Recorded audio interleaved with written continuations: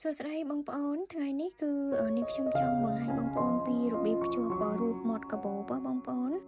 មួយចំនួនប្រកាសជិះឆ្ងល់ហើយថាគេធ្វើបែបម៉េចដើម្បីភ្ជាប់ទៅឲ្យវាស្អាតហើយស្មើសាច់មាត់កាបូបអញ្ចឹងណាចាបងប្អូនដើម្បីភ្ជាប់រូតកាបូបឲ្យស្អាតគឺយើងមិនមែនយករូតទៅដេរភ្ជាប់ជាមួយនឹង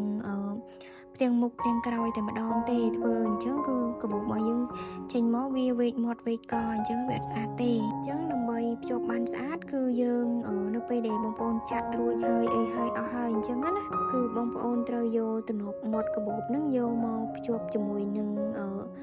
ទំនាប់រូតនឹងសិនណាបងប្អូនចាក្រោយពេលដែលយើងយកផ្ទាំងសងខាងដែលដេរភ្ជាប់នឹងរូតនឹងរួចហើយយើងទ្របកណាត់ទ្របឲ្យស្អាតទៅណាពីកណាត់ហ្នឹងបងប្អូនមានម៉ាស៊ីនដេរយើងដេរនឹងម៉ាស៊ីនទៅបើបងប្អូនអត់មានអាចដេរដៃធម្មតាដូចខ្ញុំអញ្ចឹងក៏បានក្រោយពីយើងដេរកណាត់ទ្របកណាត់អី